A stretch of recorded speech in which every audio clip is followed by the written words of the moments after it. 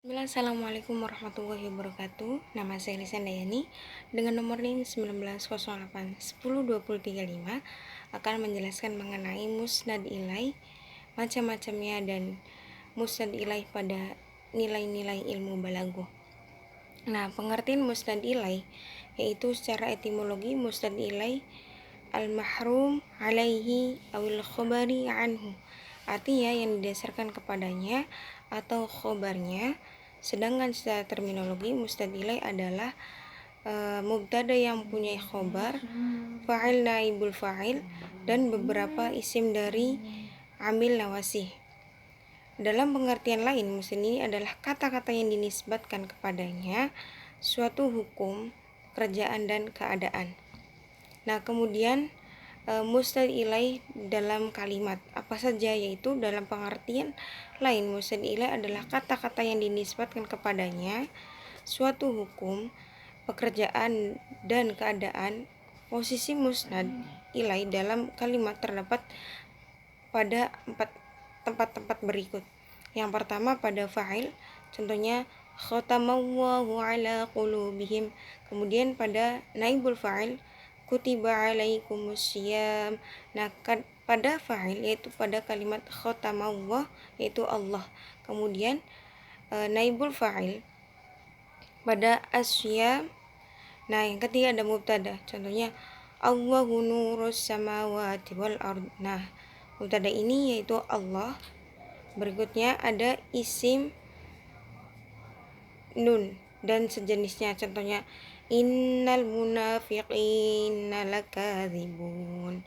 Nah, keenam ada maf'ul pertama yaitu dhanna dan sejenisnya, contoh dhanna al-ustadzu Muhammad dan ghaiban.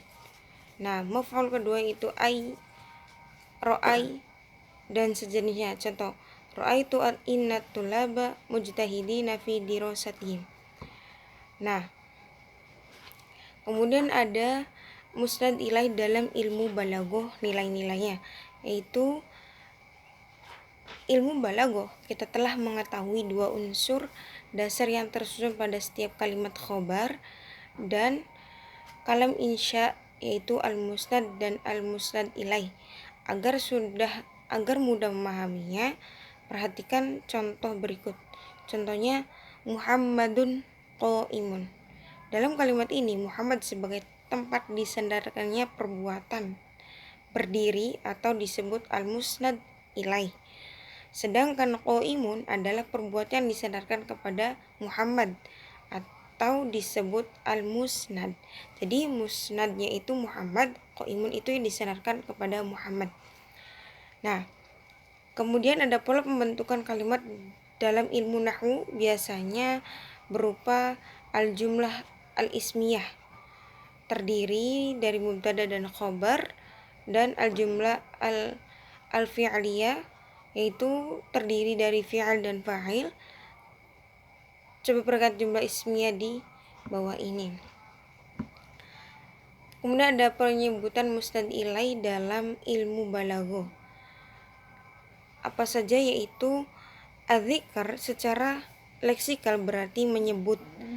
Sedangkan dalam terminologi ilmu balaghah, adzikr adalah menyebut musnad ilai. Adzikr merupakan kebalikan dari al-hadzaf. Contohnya al-ustadu jaa, jawaban liman soal man jaa, siapa yang datang. Nah, kemudian ada ustad telah datang, jawaban dari yang bertanya siapa yang datang, jaa al-ustadu. Ya, kemudian yang pertama ada al-idzah wa al-tafriq, menjelaskan dan membedakan, contohnya Muhammadun muhadiron. Kemudian muhadir, ghawabah al-mukhatab, menganggap mukhatab tidak tahu, jadi menganggap seorang itu tidak tahu. Nah, taladzuz, senang menyebutnya, contoh man ahabba saya kathiron nakirah. At-tahzim, menggunakan rasa hormat, contoh hadoro sabaqo ad-daulah. Berikutnya pelepasan hadfu dalam ilmu balaghah. Nah, al-hadfu secara leksikal bermakna membuang. Sedangkan maksudnya dalam terminologi ilmu balaghah adalah membuang atau melepaskan musnad ilai atau musnad al-hadzaf, maksudnya memiliki beberapa tujuan. Yang pertama ada untuk meringkas atau karena sempitnya konteks. Contohnya, qawlali kaifa anta qultu alil. Nah, kemudian terpeliharanya lisan ketika menyebutnya. Contoh, wa ma adraka ma hiya narun hamiyah. Mendahulukan musnad ilai dalam ilmu balaghah itu seperti apa? Yaitu dalam kaidah bahasa Arab, penyebutan dan penulisan al-musnad ilai terletak di awal kalimat karena ia berkedudukan sebagai subjek kalimat yang membutuhkan penjelasan kata-kata yang terletak setelahnya. Ada beberapa tempat bahwa musnad ilai wajib disebutkan awal, di antaranya bersegera menyampaikan perasaan gembira. Contohnya, najahaka fil imtihani bi awwala qaimatan najahina. Selanjutnya yaitu menghahurkan musnad ilai dalam ilmu balaghah.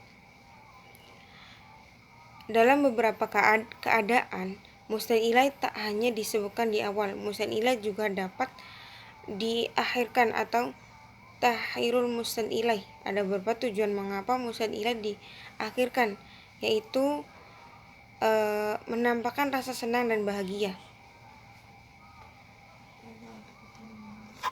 Contohnya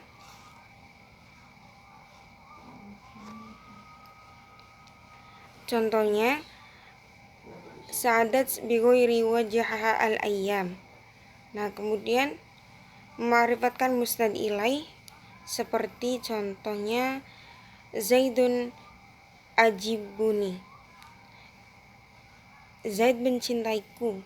Untuk memperoleh keberkahan contohnya Allahu akramani.